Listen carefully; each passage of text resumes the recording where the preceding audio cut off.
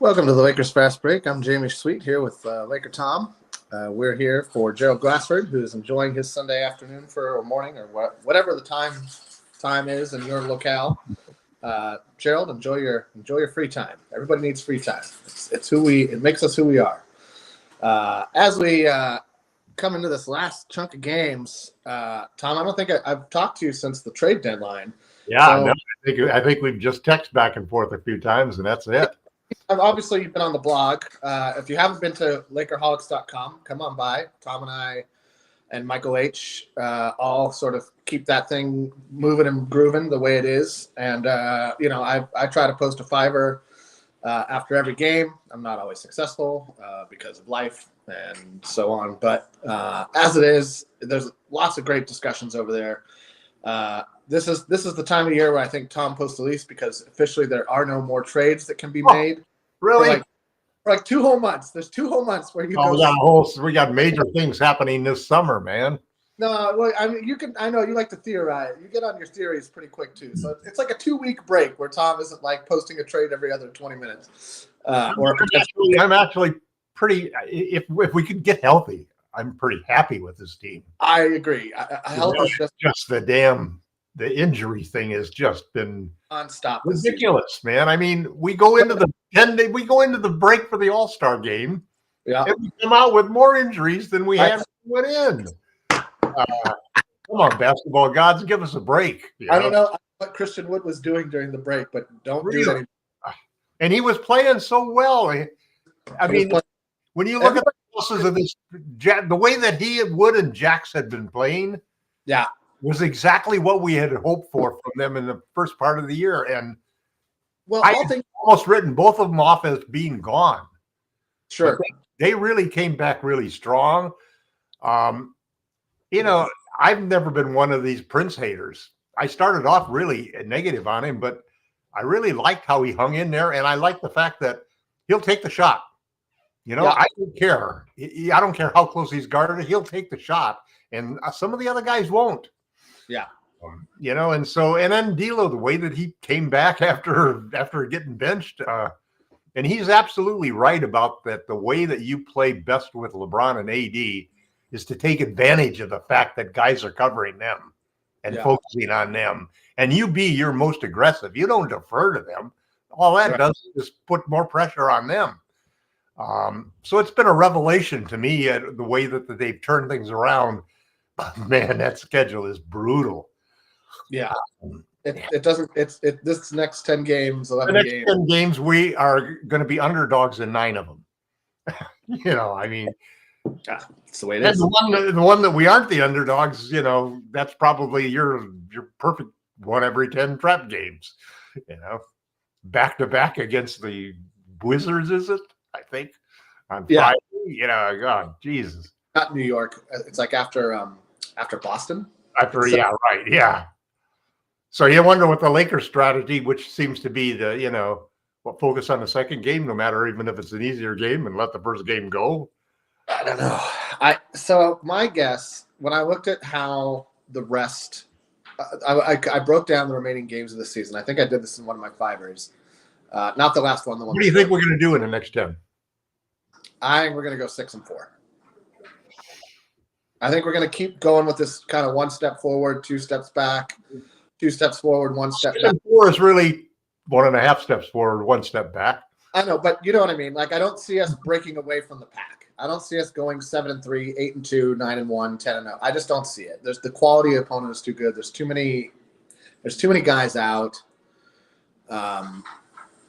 We don't have anybody that can defend Murray. We don't have anybody that can defend the best cutters and slashers in the game. Anybody who's got speed. Here's the real question that we have to ask ourselves at this point in time, in my opinion. Are we better off because our 3 best defenders are injured? No, we're not. I'm talking about Darvin Ham and his lineups and. No, I agree. I know. I know. I think that he's learned enough lessons. Let me rephrase that. I want to believe he's learned enough lessons that he wouldn't play Cam and Vando together in a starting lineup. We've had enough interventions from the front office that everyone understands. Maybe he's got a guru. There are guardrails that the front office has put on him. Right. It's like, right. You got to baby proof the house when you have a baby, and Exactly. You got to team proof the coach when you have. You're in the socket, so make sure the sockets aren't. Put the little rubber guides around the glass table that they could crack their head open. We're doing the same thing as senior citizens, you know. we bought new furniture for the apartment because the furniture from the house just wouldn't fit. And the first thing both of us said is no more sharp edges. No more. We want round corners, you know. A lot of round tables. Darren, I'm going to highlight this. Darren has highlighted our relationship just perfectly, and that Tom has referred to me as glass half empty for years, and referred to himself as glass half full for years. So, Darren, you are spot on with that analysis. We must have had that discussion 1.5 million times in the 20 years we've known each other. Print, on video podcasts, in our minds, you name it. I just think that there's too many. There's the best. 6-4 is pretty positive for you. You know, I mean, I think that reflects what you think about the team. 6-4. Yeah, 6-4 is not bad. I mean, I think 7-3 is what I'm going for. Yeah, I mean, I would. I'm too many good teams. We play too many good teams, man. I'm surprised you're not going 8-2, but I hear you. So listen. No, my last article was basically talking about how all of the Lakers' great optimism is clashing with this schedule. This schedule is brutal, and this schedule will determine where we end up. Although, you notice, do you look at the standings now? Yeah. The top 10 teams have already been decided in the West. Nobody can below that because there's a 4-game slap till you get to 11th. Yeah. You're in the tournament one way or another. Yeah. There's no way the Lakers are going to fall out. Yeah, don't say that. No, there is no way unless LeBron or AD get hurt. Oh, well, you're just jinxing yourself now, Tom. You're just jinxing yourself. Well, I just knocked on wood, so we're fine. You're just jinxing yourself. Dante has, let's say, somebody says your wife keeps speaking in, but he's in a much smaller space now, people. So cut Laker Thompson slack. Yeah, that's true. Oh, my wife was changing clothes behind me, so I tried to angle over here a little bit. There you go. Well, we still have a lot of boxes, man. I mean, you know, I bought 200 boxes. Wow. All of them. That's crazy. I had put together, taken apart 200. Well, maybe I've only taken apart 180 because we probably still got 20 boxes laying around here. Well, you know, 2 things in life that you don't want to do: look for a job or move. I've tried to avoid those in my entire life. Yep. And now I remember exactly why I never wanted to move again. I mean, I'm gonna have to move at some point, but I feel you. I would rather not, but I know it's inevitable. And it's an inevitability, as they say.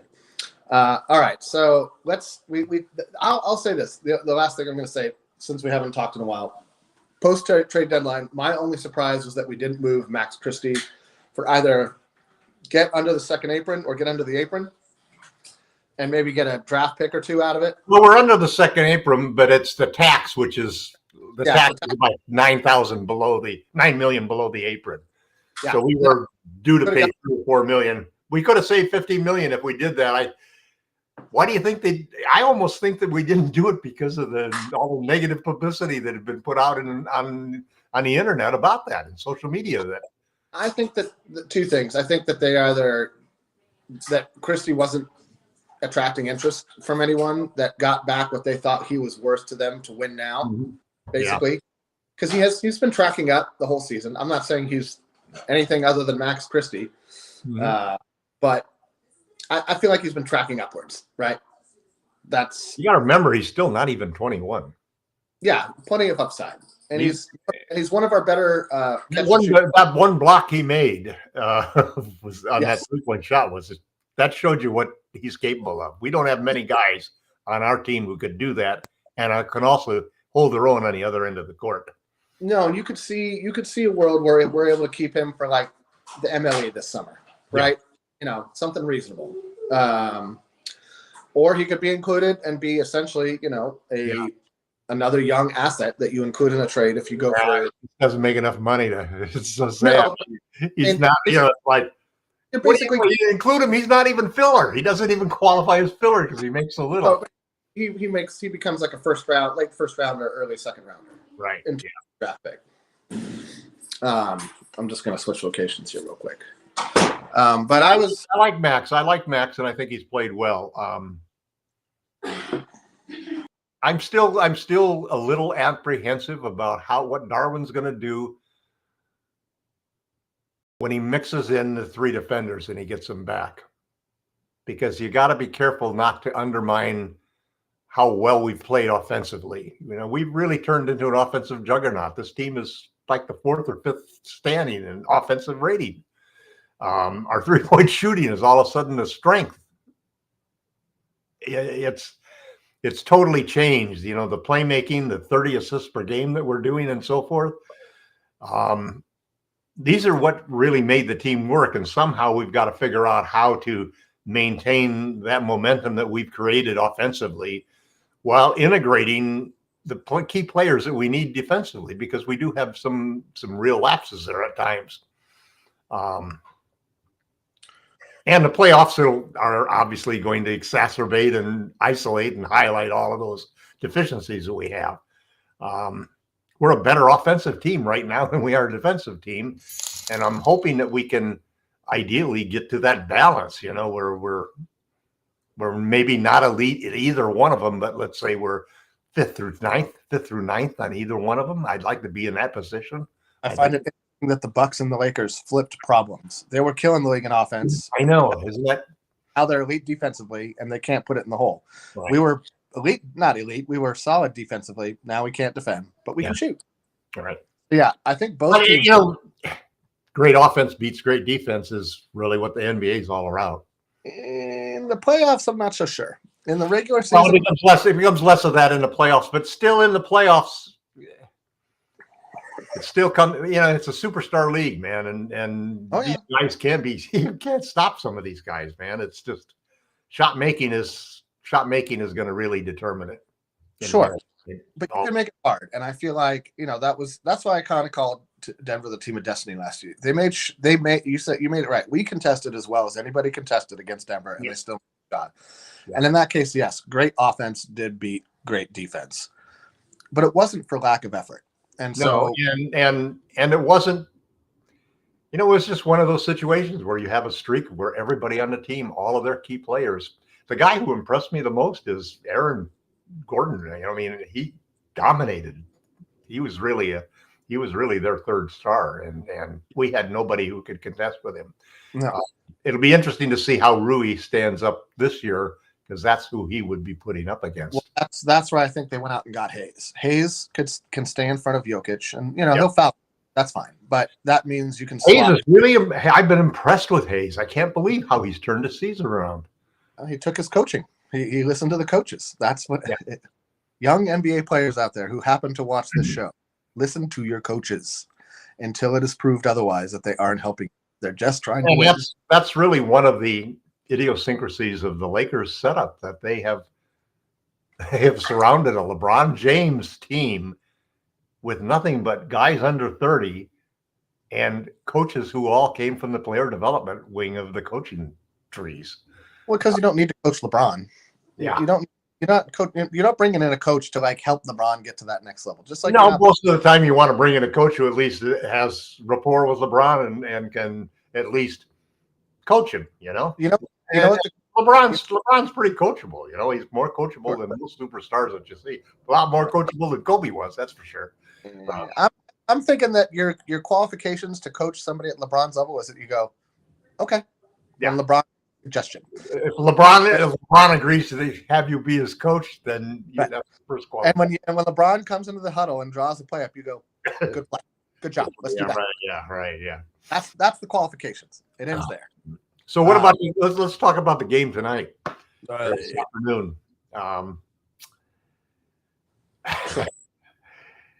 You got.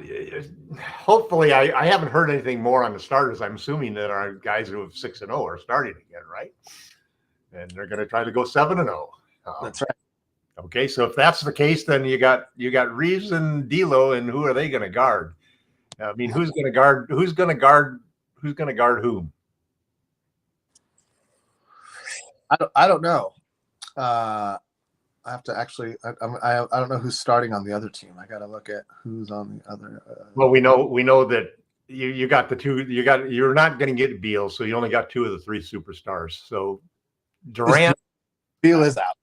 yeah, Durant. So Durant is going to be guarded by somebody, and Booker's going to be guarded by somebody. I mean, they'll put Reeves on Book, and they'll put Rui on Durant. I like Rui on Durant. I think that makes sense. I mean, neither one can hang with the other. Durant's faster and more agile than Rui is, and Booker's just gonna bully Reeves because he's stronger and better in every sense of the word. And I think Reeves has kind of looked okay coming out of the All-Star break. I'd hoped he looked a little more like last season's run to the NBA playoffs version of Reeves. He hasn't. I think what they got to do is they got to. I think they have to. think they have to change the coverage up on him all the time. They got to double it. They got to trap. They got to. Yeah. They gotta pull AD out of the low post all the time. They need to be able to move around and.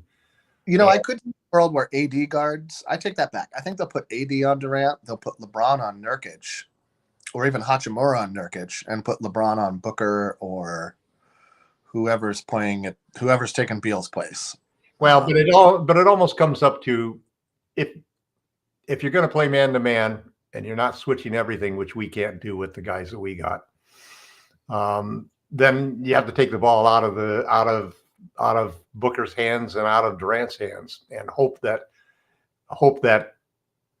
you make it go into one of the other three guys' hands and not the other superstars' hands. Basically, you just want to force the other guys to beat you. I don't know. I think that Phoenix has figured out how to get the ball.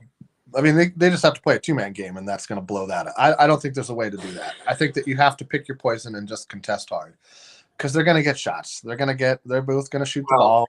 Yeah, but the theory from a coaching standpoint is Durant and Booker are going to get great shots all game long, no matter what you do. So the best thing to do is to give them as few shots as you possibly can. I mean, yes, and trapping them and forcing other guys to make the shots.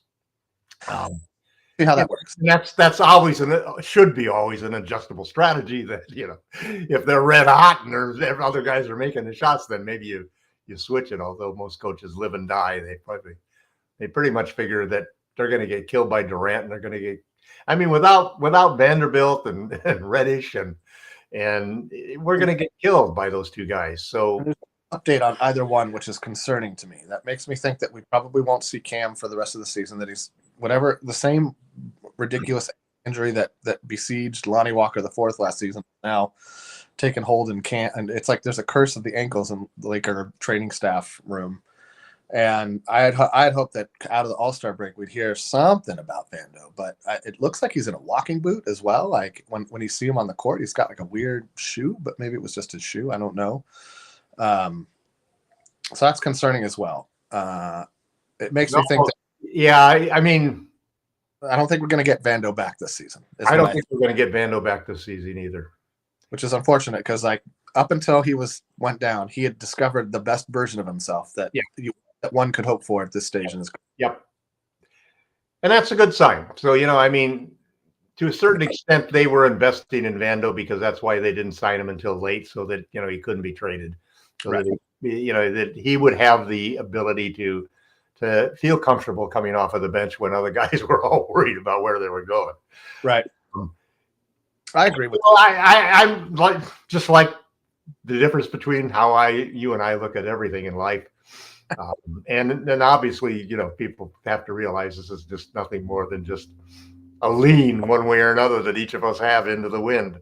Right. But I look at those things as silver linings in a sense, because I was worried about how disturbing integrating the defensive players could be to the momentum that we've gained offensively.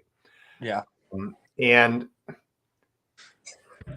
anybody who's played basketball for their whole life understands pretty much that there are a few guys who can go out there and making a great block or getting a good stop will light up their lights and so forth. But for most of us, man, it's making a basket. It's scoring. It's making a great pass. It's doing things on the offensive side That's really what we fell in love with of the game. That doesn't say that we don't love the other side or that some of us don't even prioritize the other side. But the name of the game is to put the ball in the hoop more times than your opponent. That's cool. And the other half of the game is to stop that. Mm-hmm. There's a whole half of the game. But one side, but you have to make baskets to win. Right. No, I without scoring.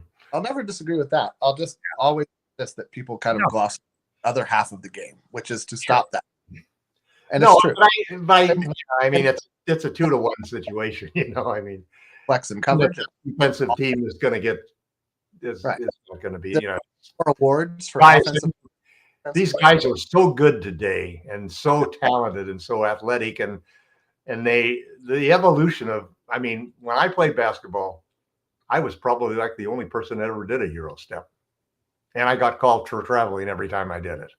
And I would argue and scream and fight and physically, But now it's like even the superstars everybody's adopted the Euro step and all of the things that you can do with that when you're driving to the basket to draw fouls and all of these things. And you throw in the athleticism plus the additional size and height and weight and strength of the players and the training that they get and so forth. Well, it's funny because I've read a post on The Athletic about a week ago where they were like, what could be done to like that there was the post basically, or the article rather, argued that there was an imbalance in the NBA, that things tilted too much to the advantage of the offensive player. And I agree with that.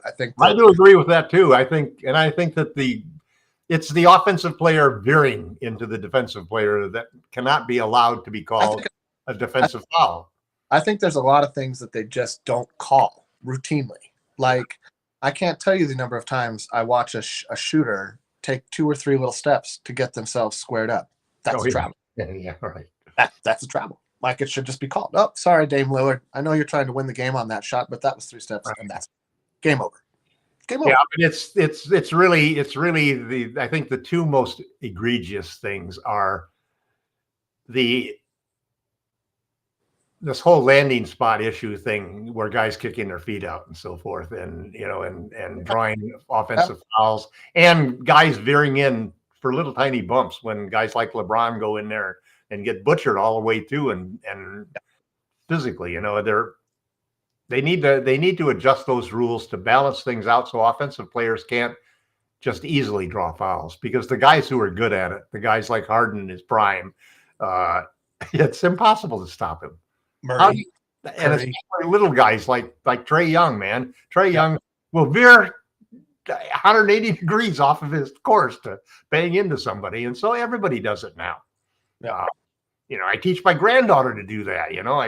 After the game, I'll remind her that, you got to bang into these. You're to blame. You're to blame, Tom. You're teaching. That's right. It's not hovering. It's just cheating. Right. Not cheating. If they call it, it's not cheating. Oh yeah. The other game, other day, I yelled at her in the middle of the game. I said, "Clutch free throw, make it, Leah."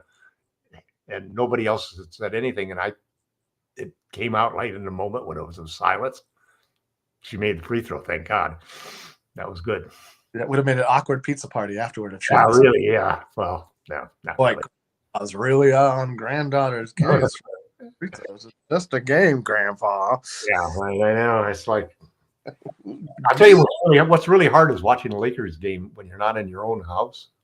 Yeah. When you're in an apartment. I mean, we're in an end condo, so it's not really an apartment, but yeah. But it's my wife's really saying, and you can't say that, Tom. Oh, whatever. Real quick, Dante T says Cam has been upgraded to questionable for today's game, so that's good news. Thank you for that, Dante T. He also says, Tom, original Eurostep circa. What? He doesn't know whenever you are Eurostep stepping, he's calling you you're the OGer, which is funny. I'm sure it's been anyway. So listen, everybody's agreeing with you. Tough love free throws. That you're right. You got to be tough on the kids. It's a walking act. It's a balancing act. People, if you have kids, you want to have a little bit of tough. You want to have a little bit of love. You got to balance that out. I don't think it would be a problem for the Lakers to reintegrate either Cam or Vando. I think the person who would suffer the most would probably be D'Lo in his minutes, and Christie to a smaller degree or to a larger degree. Maybe really a little bit. I think that they feel like they've kind of unlocked something with Rui, although his first game back, he looked just like old passive Rui who didn't know what to do when he got the ball and wasn't sure what to do. He should attack. Right. He should attack. He should attack. He should attack. He should attack. He should attack. He should force the action. And if he doesn't do that, he shouldn't play because then you're just standing there. You're taking up space for somebody who could play better. And so I think that that's what will happen. If Rui's showing that he's having an indecisive day, you put in Cam or Vando if he's available. If Max isn't, one of the things that if you go back and look at the numbers of what's happened after the first 40 games and the last 17 games, the big difference has been D'Lo taking as many shots as LeBron and AD. That's been key. That's all what this is all about. Going from 13, 14 shots a game up to 19, 20 shots a game like LeBron and AD. Yep. And you all of a sudden have a guy who shoots as well as he does, taking that many more shots and being red hot. He is the third star on this team, not Austin Reeves. He should be. It's D'Angelo Russell. He should be. Gets paid for it. Yeah. And not only that, but I don't discount the fact that that's a big reason why he wasn't traded. I think that they really feel that there's one bad series is something to put on somebody, and D'Lo's not had great playoff sets, but he hasn't had many playoffs. And his fit on this team, I think, is pretty damn good. I mean, I couldn't find other than DeJounte Murray, there wasn't anybody else that I felt was worth trading D'Lo for, because it wouldn't be improving us offensively. And that's our weakness. We had to improve offensively. Well, we did improve offensively because D'Lo took over being that third star, took over that extra spot and made that. And then we have to make sure that he gets those shots, he gets those touches, and because that his playmaking and his scoring and his long range shooting basically is what triggered us to become an offensive juggernaut overnight. Now you add in AR redeeming himself and coming back, and AD all of a sudden looking like Joker or LeBron off of the post. His passing has been amazing, and you throw that all in together and you see the 3-point shooting improving, the assists per game jumping up to 30. All of a sudden we're doing all of those things right and we're winning games. Now, I think that's great news. I'd love to see Reddish play tonight, and I think that's also good to keep pressure on guys like Rui that you've got to perform. This is not an honor to be the starter. It's pressure. It's pressure to deliver because we spent the first half of the season behind every first quarter. Yeah, and it's nice not to have that on our heads anymore. I mean, that was, I thought, more of that's a couple things. One, I know now that LeBron likes to work his way into season shape for about a month, at least. 6 to 8 weeks, really, if you think about it. It took LeBron 6 to 8 weeks to get up to the LeBron we're seeing. He was shooting a lot more threes earlier in the season, a lot more threes.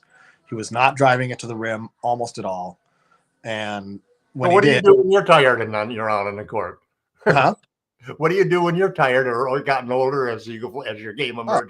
I pass. I just pass. At the end of my actual playing career, I was firing threes like Steph Curry, man, because it's a lot easier than driving in. No, driving in, man. Sagging off, take the three. No, yeah. But I think and Darren had a point.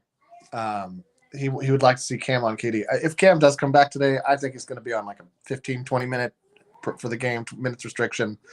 What was was it a hamstring? No, Cam's had an ankle injury for okay, like 2 months now. It's been a while. Okay, I just don't like guys on hamstrings playing a lot of minutes. No. But even on the ankle, I think they'll give him they won't put him in. They won't throw him right in the fire. I mean, maybe they will. Maybe maybe he'll ask to because he's trying to earn himself a bigger payday next summer, or this summer rather. But I'll be surprised if they put him in high leverage situations. Let me just put it that way. I think they'll play him when like KD or Booker isn't on the floor. Although Frank Vogel is smart, But if we're, we'll see. I think we're going to attack them defensively at the point. I think we have to up our point of attack, and if we do that, that means that Cam's probably an integral part of that because I hope so. We don't. Other than Dinwiddie, we don't have anybody else who really can apply pressure. Yeah, but he's fine. He's not great. Fine. And that's not to knock the acquisition of Spencer Dinwiddie, who I thought was as good as making a mediocre trade. Like you gave up nothing. I was happy with it too because you got a great ball handler. We got an athlete at guard now. Right. Yeah, but he's a pretty good shot creator, and like I think he plays well with like the pro guys, the professionals like Prince. The system guys. What we don't have in our whole roster is you talk about a superstar level. Okay, we got superstars. Then there's that second tier of stars. We got nobody in that level. Then there's a third tier, all stars. We got nobody in that level. We got nobody. It's because you dropped from 30 million down to 16 million. 18 no, I put Reeves and D'Lo in the just under all-star category. They're budding superstars. They can show out some points. They do multiple things. True, but they're redundant and they both have the same weaknesses. That's not their. If one of them was a little more defensive oriented, and that's that's not to take away what you do. That's the front office's. Russo and D'Lo would be a better fit. Yeah, I mean, would I have loved to see us trade for like Bruce Brown, not at the expense of D'Lo or Reeves? Yeah, right. Yeah. Right. So that's what it comes down to. Would you have given up either of those guys for a better defensive upgrade? And the answer is every time no.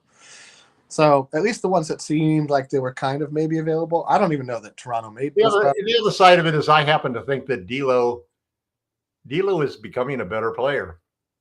Yeah, I really believe that, and I think he will be better in the playoffs. And I think he will become. I think that this was one of those times, one of those moments in every player's career, and there are probably a half a dozen of those moments through their career that sort of tell them, okay, you can go up a level or you're going to go down a level. It's one of those tear breaking incidents that happens in their career where they all of a sudden develop the ability to do this or lose the ability to do this. And that affects their career trajectory. Well, I think the playoffs are where you see guys who are able to take a step forward. I thought Rui Hachimura took a huge step forward in last season's playoffs. And I thought that... No, he did that the previous playoffs with Washington, too. Yeah. Before he played with us, he was leading the league in three-point percentage. In the playoffs? Because of that one season with Washington.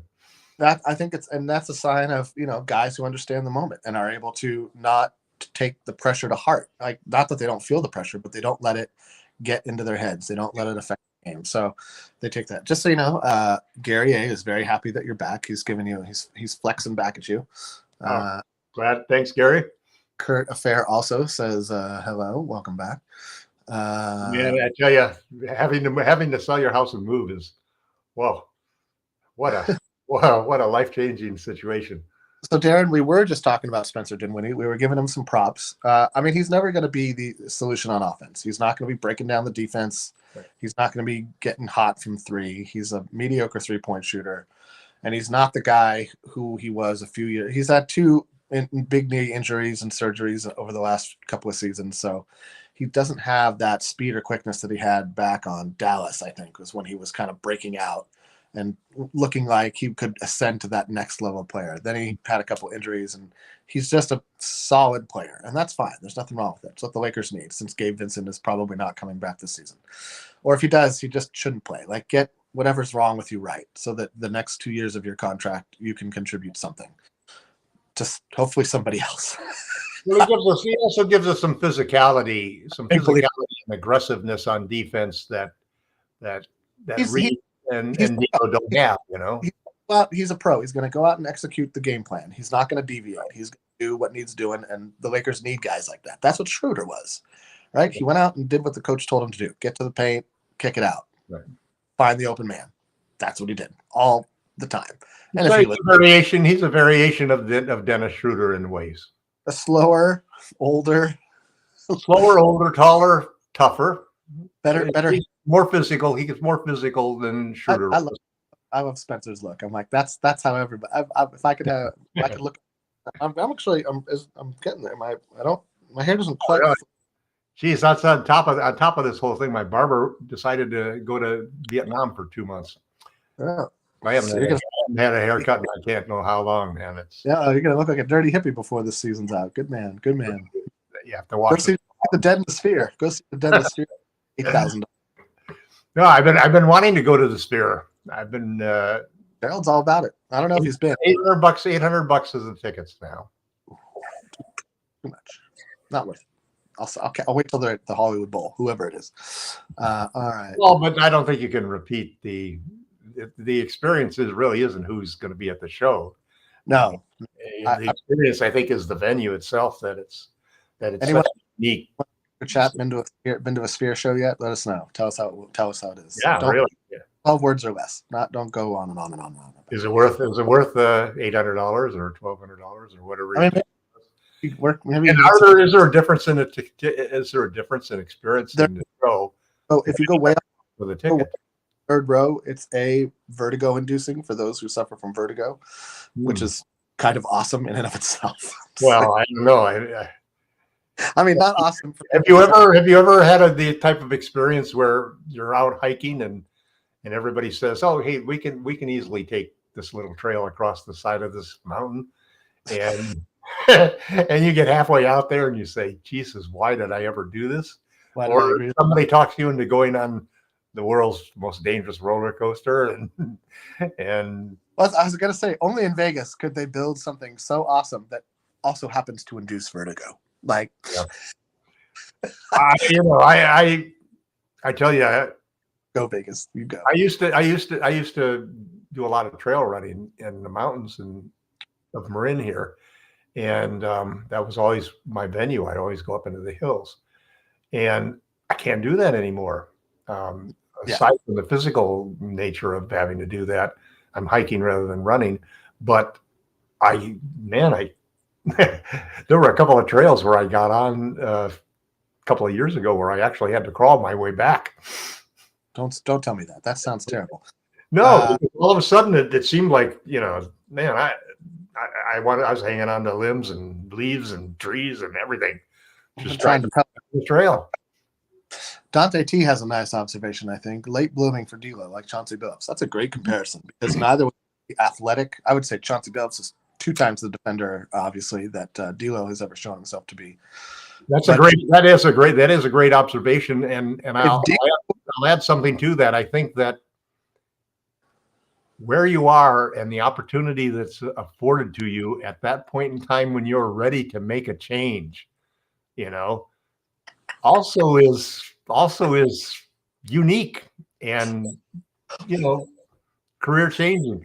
If he playing for the Lakers, the team that drafted him, and was now talking about trading him, and basically you could look at it 2 ways. D'Lo, it's great that we're looking at it the way that we are, that D'Lo analyzed the situation and figured out how he could become a better player and help LeBron and AD, rather than D'Lo deciding that they're going to goddamn trade me. I'm going to go out there and I'm going to shoot every time I touch the ball. I'm going to show those suckers that they're going to be sorry that they traded me. They're going to be so sorry that they traded me. I'm going to be worse than Alex Caruso coming back to LA. And maybe that's really what D'Lo was saying. He says, well, screw you guys, man. I'm going to shoot every time I touch the ball. Come on, right. Pass me the ball. And then he starts scoring and he starts taking 19 shots a game. Right. And they start passing him the ball more. That would be ironic, Kurt, if you two was playing Vertigo and you had Vertigo at the Sphere. That is funny. All the Coca-Cola questions. Yeah, I don't know if you saw them, Tom. People missed your Coca-Cola collection. Love the brand placement. It's cracking me up. Let's see. We got a question here from Juan Velasquez. We need D'Lo to play big, 25 to 30 points, and Reeves Minimum of 20. I don't know that Reeves ever needs to score 20. I think it's more. I think with Reeves, he's going to get 15 to 20 just in the flow of the game. He just plays the flow of the game very well, I think. What's more indicative of a successful game from Austin Reeves is if he gets into double-digit assists. Because what I don't like when I see Austin kind of try to go gunner. When he goes gunner, he takes away one of his better strengths, which is he's a decent playmaker. So if he can get 7, 8, 9, 10 assists, somewhere in the over 5, that to me is a successful Austin Reeves game because he's going to get 15 to 20 points, and it's just going to happen organically. But when he tries to force it, when he tries to get to the line with weird fading, drifting jump shots and crap like that, then I don't think he's having a good game. I think he's playing in a way that isn't helping the team. It's helping Austin, or he thinks it is. And so that to me would be a better indicator. It would be great if he got 20 points. We'll probably need it against Phoenix, which I expect this to be a high-scoring affair, but I would rather see Reeves get double-digit assists and like 7 or 8 rebounds even. That tells me he's active. That tells me he's making the right plays for the team. I don't know how you feel about that, Tom. I feel like pretty much the same as you do, Jamie. We got 2 stats that we're leading the league in: assists and points per game. Which one is more important in your mind? Hold on, wait. Which stat is more important in your mind? Points per game. Assists per game. Because assists per game is what is creating those points per game. Kind of. And that's why I want AR to average 20, not 15. Because if he's averaging 20, it means we're playing the way we've been playing. Sure. If he's averaging 15, it means our offense is struggling because we prioritize defense. Or he's finding guys for open shots and getting an assist. That's true. But the whole point comes that offensively, what's made us a juggernaut has been scoring points, but it's because of the number of shots that we're getting, which is greater, and the quality of the shots, which is greater, so that we're making a higher percentage. We're making more shots from 3. We're getting more points per shot as a result of that. And that's what's turned our game around. So this is what happens with a winning team that's playing great offense, is that offense buoys everybody and raises everybody's level up, because the numbers start to get inflated because you're all getting more shots. Instead of D'Lo shots taking away from Rui, it's the other way around. D'Lo is creating more shots because we have 4 guys at one point early, a couple of maybe 3 or 4 games ago. We had 4 guys who in the month of February were averaging 20 points and 5 assists. 4 guys in the starting lineup doing that. Now that means that's the perfect world, of course. Yeah. Everybody is passing the ball and everybody who's shooting is making their shots. You're playing the right way. Yeah, you're playing the right way. You've got the flow going. You've got some mojo going. You've got the momentum on your side. The defense is feeding the offense. The fast breaks are going there. You're racking up points in the paint because of the fast breaks and because of the putbacks. And all of a sudden we're dominating things. And it's really changed the whole formula. It's changed the whole formula for what the Lakers did for the whole last year and a half, which is, oh man, if we lose 15 points from the 3-point shooting differential, we got to make it back in points in the paint and free throws. Right. And it's such a hard task to do, because if the refs ain't calling them that game, good luck. Or if the shots are not falling that game, or you're not dominating in the paint, or your best 3 defenders are gone, you got to scramble. So, we're in a good position, but it could deteriorate fast if we can't really come out and play our best game tonight. We need to play our best game. We need to bring a game. And we need to start dominating in this stretch. If you're going to be a playoff team, these are playoff teams you're going to be facing, right? These are tests. These are the tests you want to ace in the regular season. If you look at the standings, what's really crazy about it, I'm looking here.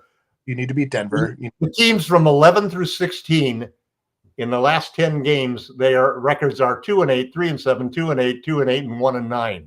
Right. The teams who are fighting for a playoff spot, which means the guys that are all have already cinched playoff spots, the top 6, their records in the last 10 games. 7-3, 7-3, 6-4, 6-8-2, 8-2. Yep. The teams in the play-in tournament, that's us, number 9 and soon to be number 10, if the Warriors at least win a game. Our last 10 games, we are 7-3, Golden State's 8-2, Sacramento 5-5, and Phoenix 6-4. I think LA and Golden State are going to move up on Sacramento and Phoenix. And Maybe. one of the things that's going to start tonight is with the Lakers taking down the Suns. So these are the teams we got to beat. We need to, and not just because it should do it in the playoffs, but because of things like tiebreakers and in conference record and in division record, because those are what will decide if you have the same record. It's all because it's going to be so close. So close. There's going to be ties. This is the closest the West has been. I can remember, man. So if you don't have the tiebreaker, if you don't have the better in conference or in division record, you lose. You get knocked down a peg. And if that happens, then it's a big bummer because you just went from one seeding to another. You know, you went from. I mean, the Lakers believe they can win whether home court advantage team or not. This isn't about home court advantage. It's about who you play and when. And I've long maintained I would rather play Denver early if at all possible. I would obviously rather some other team knock them out, but I kind of see that happen. You know, I don't know exactly why I picked Minnesota to have the best record in the West this year. I mean, I know why. I thought that they were going to have a big bounce back season.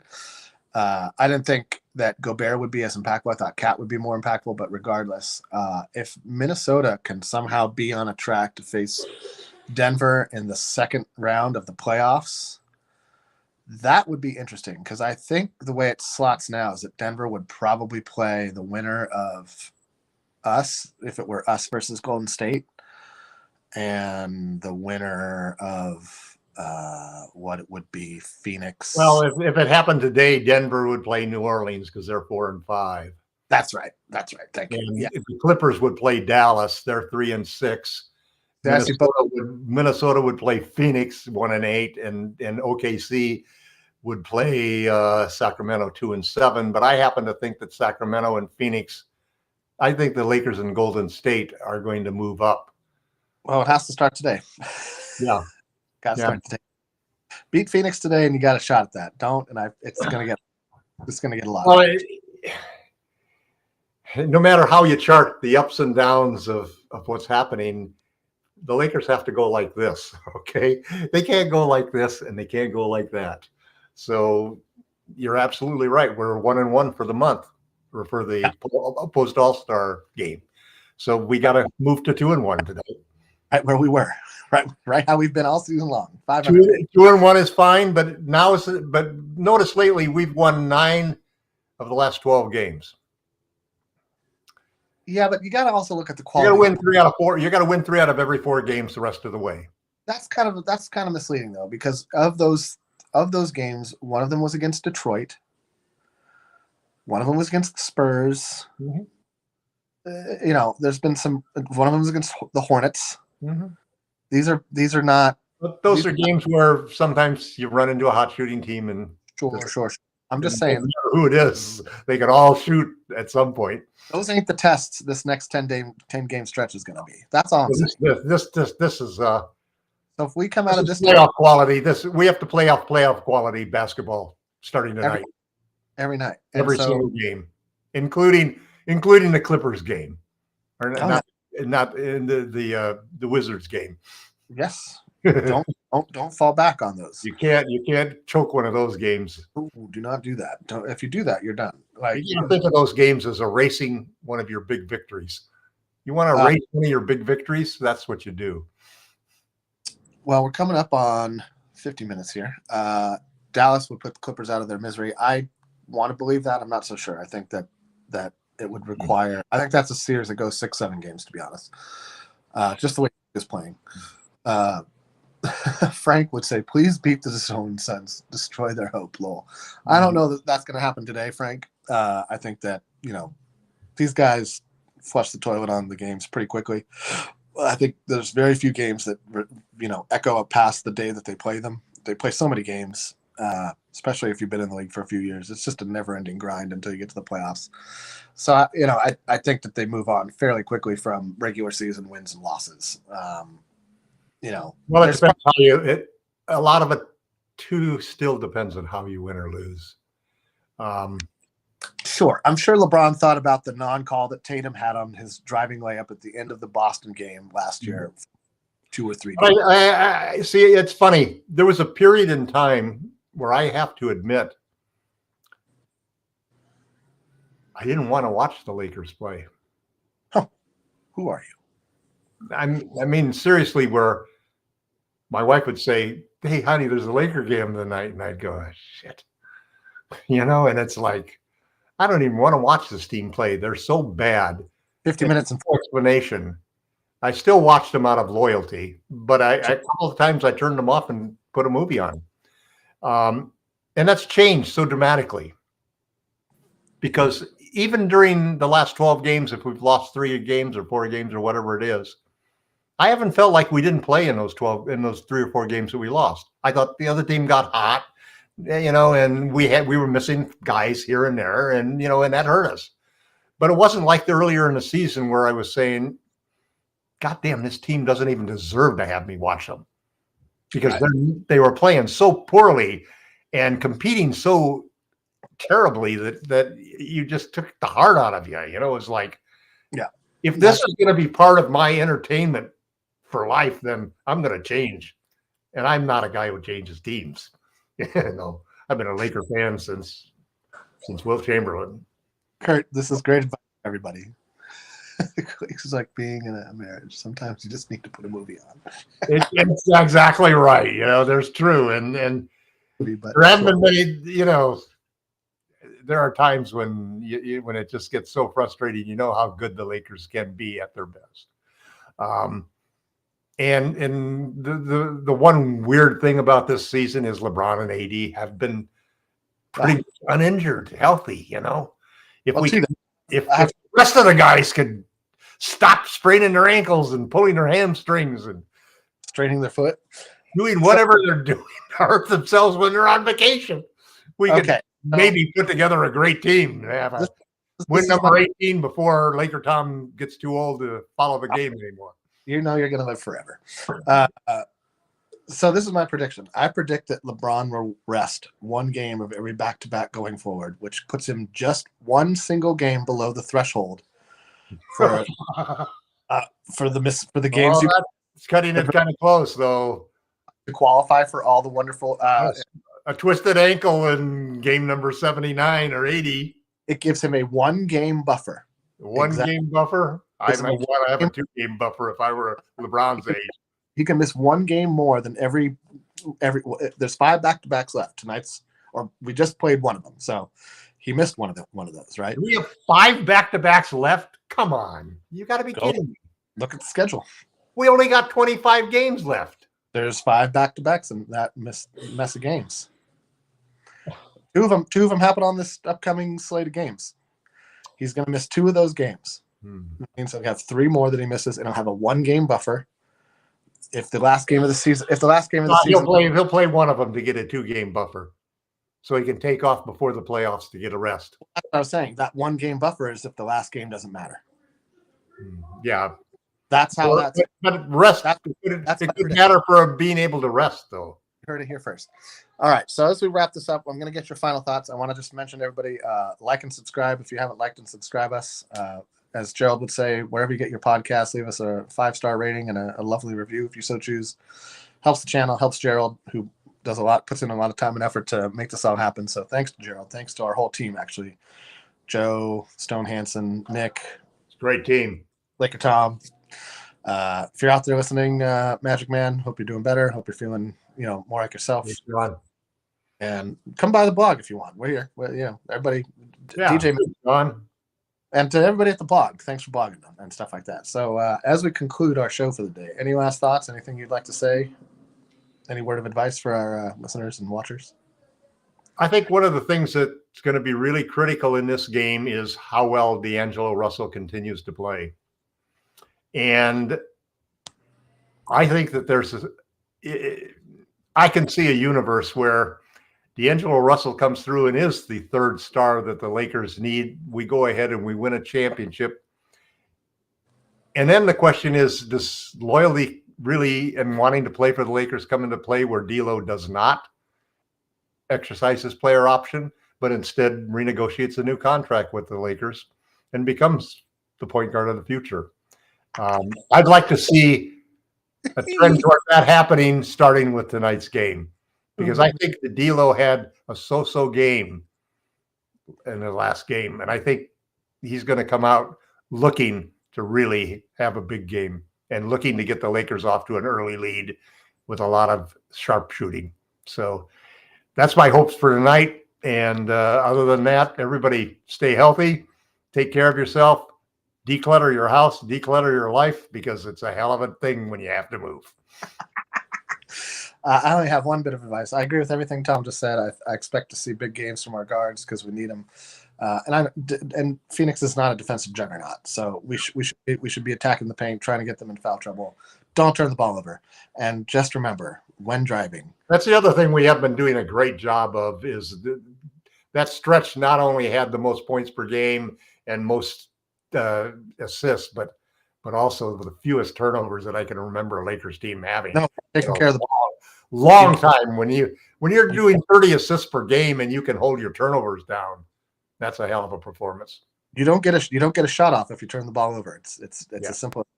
But my last bit of advice is, when you're driving, the right lane is for cruising, the left lane is for passing. Stay on the right unless you're passing somebody, then move over to the left. Let's try to drive like intelligent people out there, everyone. All right, let's not be idiots. Well, thank you, Tom. Had a great chat. Welcome back.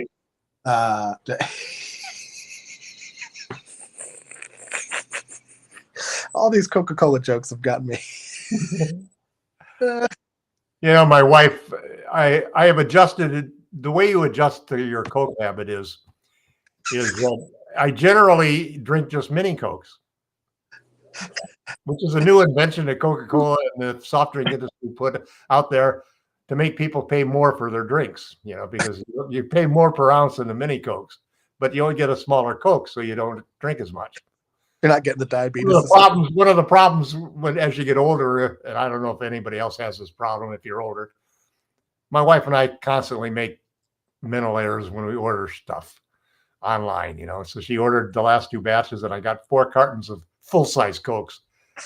So fortunately, that came right during the time when we're moving, so I'm roaring through this. I'm almost done with all 4 10-packs of the full-size giant Cokes, and man, that's a lot of adrenaline and a lot of caffeine that you're drinking when you drink that many Cokes. And sugar. Yeah. Well, the sugar is good for you. Is it? Yeah, sure. It's good for me. I need the sugar.